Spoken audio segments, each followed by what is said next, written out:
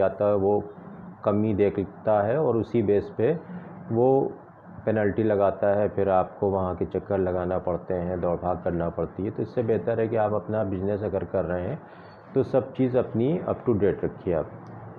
तो आपका पहला देखिए पॉइंट हमने बताया कि बोल्ड पे आपका जीएसटी नंबर। और दूसरी चीज़ ये है कि जो भी आपको जीएसटी रजिस्ट्रेशन का सर्टिफिकेट मिला है उसकी जो कॉपी है, एक फ़ोटोकॉपी चाहे आप फ्रेम करवा के लगवा लें या उसको अच्छा सा आप सेलो टेप से कवर करके बिल्कुल दुकान के सामने लगा लिए कि जब भी कोई भी ऑफिसर जाए तो उसको देखते ही वो समझ जाए कि आपका रजिस्ट्रेशन जो है वो है और एड्रेस भी आपका उस पर सही है।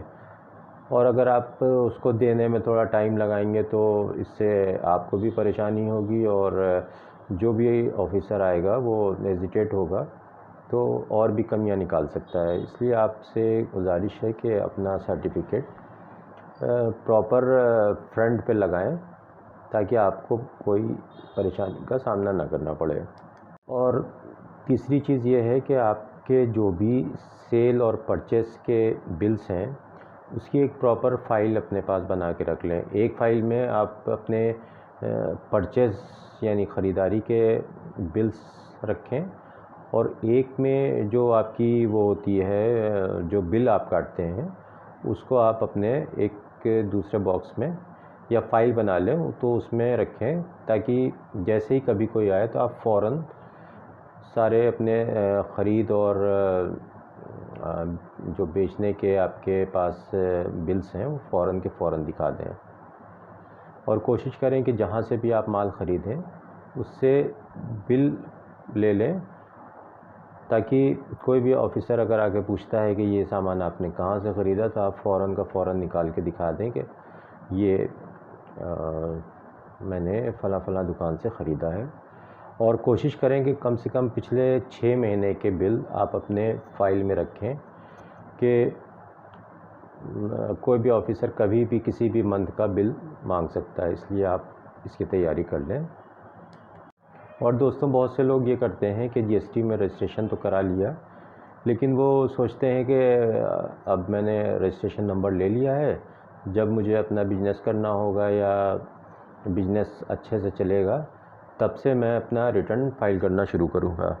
हालांकि ऐसा नहीं है कि अगर आप रजिस्ट्रेशन नंबर ले लिया है और बिज़नेस से नहीं भी कर रहे हैं तब भी आप हर महीने या जो आज जैसे आपने कंपोजिशन स्कीम ली है उसमें 3 महीने में एक बार अपना रिटर्न फाइल करना बहुत ज़रूरी है। और जो जिनका रेगुलर है उनका हर महीने R1 और 3B जीएसटी रिटर्न फाइल करना बहुत ही ज़रूरी है। और अगर आप ऐसा नहीं करेंगे तो आप हर दिन के हिसाब से पेनल्टी आपको देना पड़ेगी और ऐसे करते करते उसकी अमाउंट बहुत ज़्यादा बढ़ जाती है तो इसमें बहुत परेशानी होती है।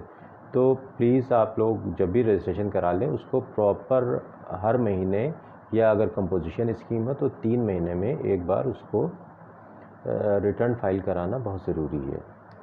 और एक चीज़ ख़ास बात आपको बता दें कि जब भी कोई अधिकारी या ऑफ़िसर आपकी शॉप पर आता है तो वो आपसे पूछेगा कि चलिए भाई ये हमने देख लिया, अब आप ये बताइए कि आपका गोडाउन कहाँ पर है, गोदाम कहाँ है। तो बहुत से व्यापारी भाई ये बताते हैं कि ठीक है मैं आपको दिखा रहा हूँ, ये देखिए ये मेरा गोदाम है। और अगर आपने गोदाम दिखा दिया और वो गोदाम आपने जो आप जीएसटी रजिस्ट्रेशन करा रहे थे तो उसमें आपने उस गोदाम को मेंशन नहीं किया है या अदर बिजनेस प्लेस मेंशन नहीं किया है तो इस बेस पे जो भी ऑफ़िसर आपके पास आएगा वो आपके ऊपर पेनल्टी लगा सकता है।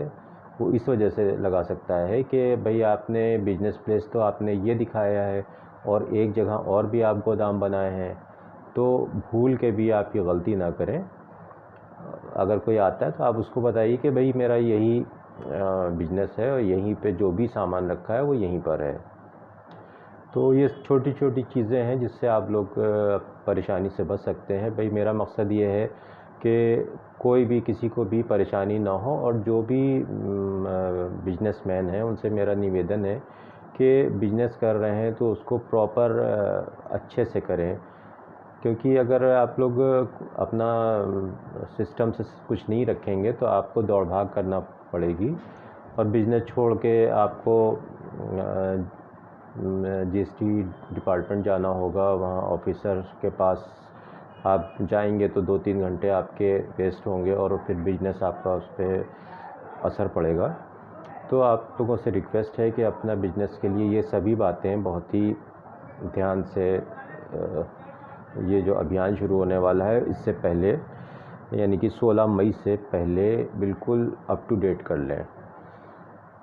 और बहुत बहुत शुक्रिया आप लोगों का कि आप बहुत ही ध्यान से हमारी बातें सुनते हैं और हमारे चैनल को पसंद करते हैं, और इसी वजह से हम आप लोगों के लिए अपने चैनल इन्फोटेक से आपको अपडेट देता रहता हूं, ताकि आपको हर अपडेट की इन्फॉर्मेशन मिल जाए। तो फिर आज के लिए हम आपसे विदा लेते हैं और जल्द ही आपके सामने फिर से एक बार एक अच्छा सा कोई इन्फॉर्मेशन वाला वीडियो लेके आएंगे। Okay, bye, good night.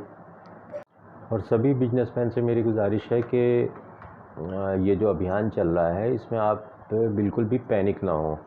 आप लोग अपनी सब चीज़ें बिल्कुल दुरुस्त कर लें, परचेज़ बिल हैं और सेल बिल हैं, और बोर्ड को प्रॉपर लगाएं सामने फ्रंट पे, और उस पर जीएसटी नंबर भी ज़रूर लिखें।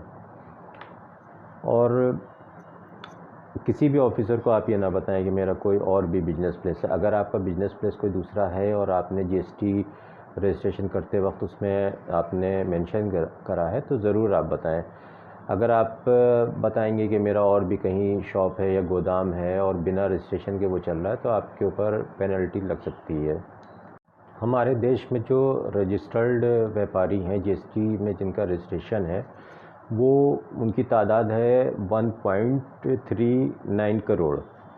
तो देखा जाए तो अभी बहुत ही कम रजिस्ट्रेशन लोगों ने कराया है, और कोशिश करें कि जो बड़े बिजनेसमैन हैं या जिनका बिज़नेस चल रहा है वो अपना रजिस्ट्रेशन ज़रूर करा लें।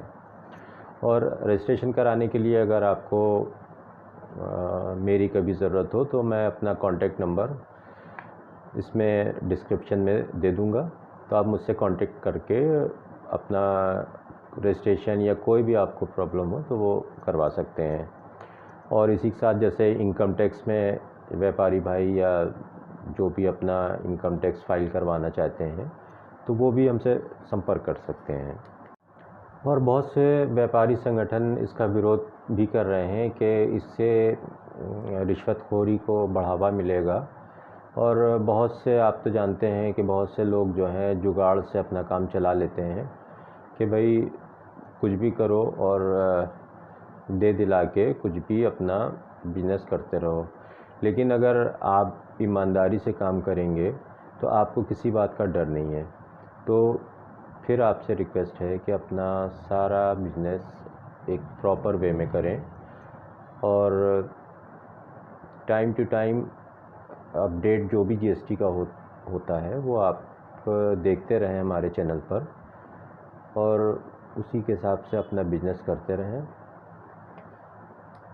और दोस्तों, इसी के साथ आज की इस इन्फॉर्मेशन को हम ख़त्म करते हैं, और आपसे फिर से रिक्वेस्ट है कि हमारे चैनल को सब्सक्राइब और लाइक ज़रूर करें और शेयर भी करें, ताकि ये न्यूज़ हमारे और लोगों तक पहुंच सके।